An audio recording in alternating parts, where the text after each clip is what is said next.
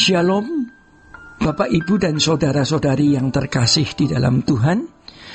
Kebenaran saat ini berjudul menjaga perasaannya. Saudara-saudara, kehidupan seseorang yang berharga di mata Tuhan pasti berbau harum, ya. Bukan menjijikan seperti sampah yang tidak bisa dinikmati. Ia menjadi keharuman bagi Tuhan sejak hidup di dunia. Kalau ibarat musik, menjadi simfoni yang indah yang Allah dengar. Maka Allah menghendaki orang-orang seperti ini berada di dalam rumah Bapa. Menjadi pertanyaan bagi kita masing-masing, ya. Apakah kita sudah berbau harum di hadapan Allah? Apakah aku sudah menjadi seperti simfoni yang indah di mata Allah? Dan kalau kita sungguh-sungguh memperkarakan hal ini, kita pasti akan tergetar, ya. Kita tidak akan berbuat salah lagi. Kita akan berhati-hati dengan setiap gerak pikiran kita. Kita akan berhati-hati dari setiap kata yang kita ucapkan. Kita berhati-hati dengan perbuatan dan perilaku kita, karena kita adalah anak-anak Allah dan disertai oleh Dia. Maka semua yang kita lakukan pasti membangkitkan respon atau reaksi dari Allah. Ironis, irama hidup manusia pada umumnya tidak peduli dengan perasaan Allah. Apa yang memuaskan hatinya, memuaskan dirinya untuk dipikirkan dan direnungkan, itu semua yang ia lakukan. Apa yang memuaskan dan menyenangkan hatinya, kuucapkan dan kulakukan. Ini adalah sikap tidak menghormati Allah. Padahal firman Tuhan mengatakan, barang siapa menghormati aku, kuhormati. Bapak, Ibu, dan saudara-saudara, orang lebih mencari kehormatan manusia daripada kehormatan Allah.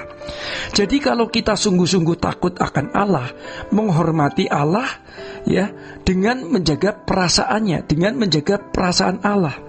Firman Tuhan mengatakan, ku hormati Dia. Maka tidak heran kalau kematian orang yang dikasihi itu berharga, karena sejak di dunia dia menghormati Allah. Seberapa kita sudah menghormati Allah? Disitulah pertanyaannya. Bersyukurlah kalau kita sadar dan berbalik, ya. Kita bersyukur kalau kita sadar dan berbalik. Kita akan mengerti dan menghayati ini dengan lebih lengkap ketika kita nanti menghadap Allah, bahwa Dialah yang layak menerima hormat, pujian, dan sanjungan dengan segenap hidup dan hati kita. Oleh sebab itu kita harus menghayati keberadaan Allah. Dia menyertai kita, dan konsekuensinya adalah kita harus menjaga perasaannya. Untuk itu jangan takut berjanji untuk hidup suci, tidak bercacat dan tidak bercela. Hanya mengingini Tuhan saja. Jangan takut karena tidak ada pilihan lain yang lebih baik dari ini. Mestinya ini menjadi satu-satunya pilihan kita, supaya hidup kita ini menjadi keharuman yang bisa dinikmati, yang bisa dicium oleh Tuhan. Bapak, Ibu, dan saudara, pernahkah kita membayangkan orang yang dijatuhi hukuman mati, di mana tidak ada kesempatan lagi untuk naik banding? Orang tersebut pasti sangat menyesal dan berpikir, seandainya waktu itu saya berkata tidak, seandainya waktu bisa diputar kembali, saya akan menolak permintaan itu, tetapi sekarang sudah terlanjur. Seandainya waktu bisa diputar ke belakang dan dia menolak tawaran itu, maka masih ada di luar bersama dengan anak-anak dan bisa melihat cucu yang akan segera lahir, ya, melihat anak cucu yang akan segera lahir. Tetapi waktu tidak bisa diulang. Kalau hanya hukuman mati di dunia, semua orang juga akan mati. Kalau hanya hukuman 15 tahun, nanti bisa dapat remisi dan lain sebagainya. Tapi kalau masuk neraka, kita tidak bisa dapat remisi. Kita tidak bisa memutar ulang waktu, dan itu sangat mengerikan.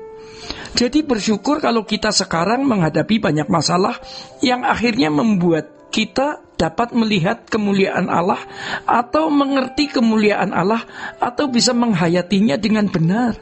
Karena kalau kita tidak punya masalah, kita sangat mungkin tidak melihat kemuliaan Allah, karena kita menikmati firdaus yang lain di dalam hidup kita. Dan orang yang terpaku akan memandang kemuliaan dunia pasti tidak dapat memandang kemuliaan kerajaan surga. Itulah sebabnya pada kesempatan ini, ya Bapak, Ibu, dan Saudara, kita harus menjadikan Tuhan sebagai satu-satunya alasan kita hidup. Lebih baik aku mati daripada aku tidak membuat Tuhan senang. Lebih baik kita tidak pernah ada daripada ada tetapi tidak menjadi keharuman bagi Tuhan. Kita akan memasuki waktu atau fase-fase kehidupan yang berbeda dari fase-fase hidup yang pernah kita jalani sebelumnya. Kita itu bisa mati setiap saat. Mazmur 73 mengingatkan kita bagaimana orang tulus dihajar Tuhan. Tetapi akhirnya dia bisa berkata, siapa gerangan ada padaku di surga? Selain engkau tidak ada yang ku ingini di bumi. Kita masih punya kesempatan, tapi jangan lewatkan kesempatan itu.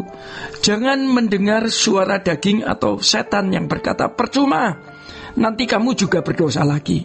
Ya, yang membuat kita tidak berani mengambil komitmen.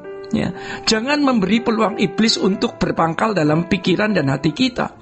Seperti Simson yang sudah menjadi buta dan dipermalukan di depan banyak musuhnya. Di akhir hidupnya dia berkata, beri aku kesempatan satu kali ini saja. Dia mempertaruhkan hidupnya satu kali dan Tuhan mengabulkan permintaannya. Kekuatan Simson pulih, kekuatan Simson dikembalikan, bahkan lebih kuat dari sebelumnya. Hari ini mungkin merupakan kesempatan kita yang terakhir. Pikirkan itu dan jangan ceroboh. Bapak, Ibu, dan saudara-saudara, demikian kebenaran pada saat ini. Tuhan Yesus memberkati. Sola Gracia.